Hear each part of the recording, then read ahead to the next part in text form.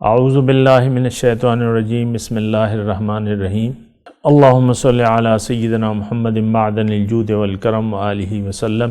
سامعین و ناظرین اکرام، السلام علیکم ورحمۃ اللہ وبرکاتہ۔ آج کا ہمارا موضوع یہ ہے کہ اپنے رب کو لبیک کہنا کیوں ضروری ہے۔ لیکن رب کو لبیک کہنا میں نے آپ کو گزشتہ نشست میں بھی بتایا تھا کہ اگر ہمارے پاس اختیار نہ ہوتا تو پھر لبیک کہنے کی کوئی ضرورت نہیں تھی، لیکن اللہ تعالیٰ نے ہمیں یہاں خود مختار پیدا کیا ہے۔ آپ اپنی جو اللہ تعالیٰ نے جس مقصد کے لیے آپ کو پیدا کیا ہے، اب یہ آپ کی مرضی ہے کہ آپ اس مقصد کو پورا کرتے ہیں کہ نہیں کرتے، یا زندگی کو باطل مقاصد کے لیے صرف کر لیتے ہیں یا غیر اللہ کے لیے زندگی گزارتے ہیں۔ یہ آپ کی مرضی ہے، اللہ تعالیٰ نے آپ کو اختیار دے دیا ہے۔ جیسے کہ قرآن کی ایک آیت ہے کہ وَقُلِ الْحَقُّ مِن رَبِّكُمْ فَمَنْ شَاءَ فَلْيُؤْمِنْ وَمَنْ شَاءَ فَلْيَكْفُرْ۔ حق تو رب کی طرف سے ہے، جس کا جی چاہے مان لے اور جس کا جی چاہے اس سے انکار کر دے۔ تو بہرحال بات یہ ہے کہ لبیک کہنا ضروری ہے، اس بات پہ ذرا سوچے۔ اصل میں ہم تو اللہ تعالیٰ کی بات سننے کے لیے ہی تیار نہیں ہیں۔ ہمیں معلوم ہی نہیں ہے کہ اللہ کی پکار بھی ہے کوئی ہماری طرف، میری ذات کی طرف۔ یعنی عام طور پہ آپ معاشرہ دیکھ لیں، اربوں مسلمان ہیں، کیا اس بات کا کسی کو کوئی احساس ہے کہ رب نے مجھے پکارا ہے، مجھے بنا کے رب نے مجھے پکار بھی لگائی ہے؟ یہ احساس نہیں ہے لوگوں کو، رب کی پکار۔ اب مثال کے طور پہ میں آپ کہوں کہ آپ جس ادارے میں ہیں، ایک اسکول ہے، چلیں وہاں 50 ٹیچر ہیں اور پرنسپل اپنے کمرے میں بیٹھا ہوا ہے، کنٹرول کر رہا ہے، اور آپ کیا سوچ سکتے ہیں کہ پرنسپل صاحب یعنی اپنے اس کو کسی ٹیچر کو بلائیں اور وہ اس کے پاس نہ جائے؟ 1 مرتبہ بلائیں، 2 مرتبہ بلائیں، 10 مرتبہ بلائیں اور وہ ٹیچر دھیان ہی نہ دے؟ کیا یہ سوچ سکتے ہیں آپ؟ آپ دیکھ لیں اس کا انجام پھر کیا ہوگا۔ اسی طرح جو پکار ہے، میں اس پکار کی بات کر رہا ہوں، پکارا ہے ہمارے رب نے۔ اب پکار کا ذریعہ کیا ہے؟ وہ قرآن ہے اور حدیث ہے۔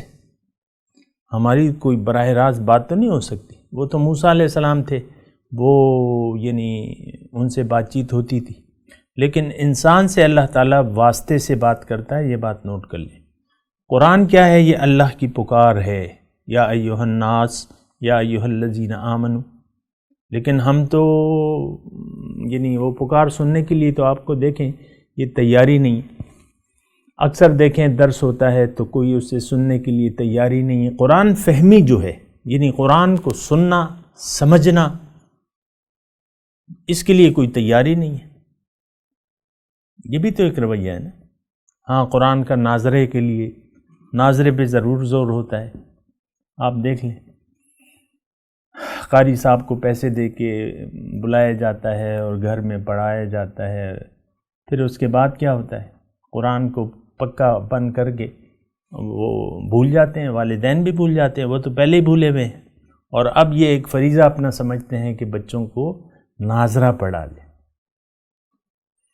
تو بات یہ نہیں ہے۔ دیکھیں، پکار ہے، پکار موجود ہے اور پکار ہونی چاہیے، کیونکہ ہمیں اپنی منزل کا تو پتہ نہیں ہے۔ انسان کی منزل، یہ بات نوٹ کر لیں کہ انسان کی منزل ظاہر نہیں ہے، باطن ہے۔ جو اس کے فہم و ادراک سے باہر ہے وہ منزل ہے۔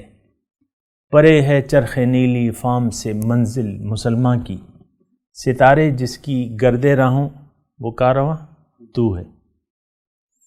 تو یہ تو یعنی عالم لاہوت سنا ہے؟ کون سا شعر ہے؟ اے طائر لاہوت، لاہوت کہتے ہیں ایک اعلیٰ مقام ہے اللہ تعالیٰ کی ذات کا۔ تو بہرحال تو وہ جو ظاہر ہے یہ منزل نہیں ہے۔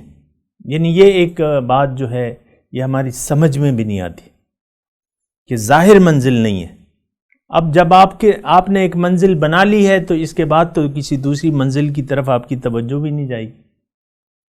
ایک اعلیٰ ترین دسترخوان پہ بیٹھے ہوئے دوسرا کوئی کہتا ہے کہ دوسرے کمرے میں اس سے اچھا کھانا ہے تو آپ کو تو یہی اچھا لگ رہا ہے. تو بہرحال یہ بات سوچنے کی ہے. وآخر دعوانا ان الحمد للہ رب العالمین. مولاي صل وسلم دائما ابدا على حبيبك خير الخلق كلهم